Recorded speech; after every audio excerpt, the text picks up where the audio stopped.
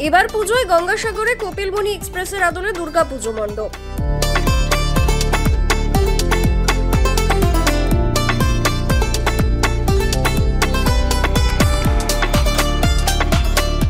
দক্ষিণ চব্বিশ পরগনা জেলার সাগর ব্লকের অধীন মন্দিরতলাতে মন্দিরতলা সার্বজনীন শ্রী শ্রী দুর্গোৎসব কমিটির পুজো মণ্ডপে রয়েছে বিশেষ আকর্ষণ। মন্দিরতলা জংশনে এসে থামলে কপিলমুনি এক্সপ্রেস। এই বছর মন্দিরতলা সার্বজনীন শ্রী শ্রী দুর্গোৎসব কমিটির পুজো 34তম বর্ষে পদার্পণ করেছে।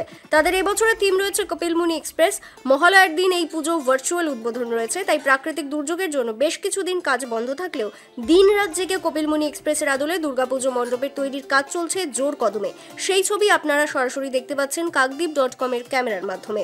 এদিন ওই বিষয়ে পুজো কমিটির সম্পাদক শুভাশিস মাইতি আমাদের কাকদ্বীপ.com এর ক্যামেরার সামনে কি বললেন শুনুন। মুখ্যমন্ত্রী প্রতি বছরের ন্যায় মহালয়ার দিন আমাদের এই দুর্গোৎসবের ভার্চুয়াল উদ্বোধন করছেন, তাতে আমরা আনন্দিত এবং আপ্লুত এবং শুভেচ্ছা জানিয়ে রাখি। শারদীয় শুভেচ্ছা মাননীয় পশ্চিমবঙ্গ সরকার তথা আমাদের মাননীয় মুখ্যমন্ত্রী এবং আমাদের আপামর জনসাধারণ সবাইকেই আমন্ত্রণ জানিয়ে রাখি আগামী মহালয়ার দিন আপনারা আমাদের এই ভার্চুয়াল উদ্বোধনে আমাদের সঙ্গে থাকুন। সেই সঙ্গে জানিয়ে রাখি আমাদের যে এই ভাবনা প্রত্যেকটা মানুষকে উৎসাহিত করা। আমরা প্রত্যেকেই স্বপ্ন নিয়ে বাঁচি। আমাদের যে স্বপ্ন দেখা বহুদিন আগেই শুরু হয়েছিল যে গঙ্গাসাগর ব্রিজ তৈরি হবে এবং সেই ব্রিজের হাত ধরে যোগাযোগ ব্যবস্থা আরও উন্নত হবে। সেই ব্যবস্থা সড়ক ব্যবস্থা হলেই আমরা বিভিন্ন ধরনের যানবাহন এবং রেল পরিষেবা আমরা কিছুদিনের মধ্যে পেতে পারি। এরকম একটা ভাবনা চিন্তা নিয়েই আগাম স্বপ্ন পূরণের দাবি নিয়ে, ইচ্ছে নিয়ে, চাহিদা নিয়ে আমরা মানুষের কাছে তুলে ধরেছি কপিলমুনি এক্সপ্রেস। সবাই আসুন, তুলি আওয়াজ, আমাদের স্বপ্ন পূরণ হোক।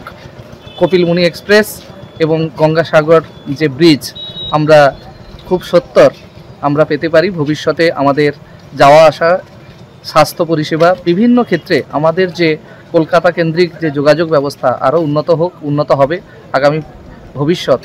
সেই তারা স্বপ্ন দেখবে এবং তাদের স্বপ্ন পূরণ হবে, সেই আশা রেখেই কপিলমুনি এক্সপ্রেস। মহালয়ার দিন উদ্বোধন আমরা প্রায় আমাদের যে মন্দিরের প্রতিমার কাজ সম্পূর্ণ শেষ।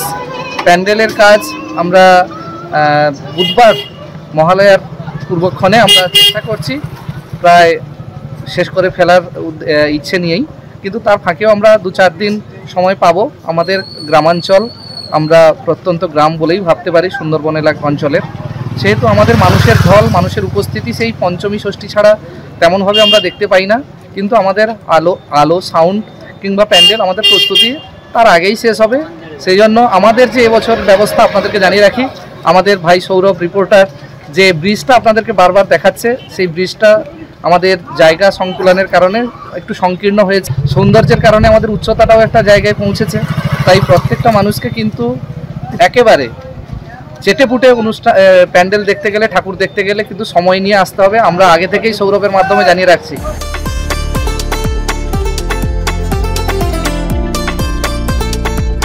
সাগর থেকে সৌরভ মণ্ডলের রিপোর্ট, কাকদ্বীপ.com।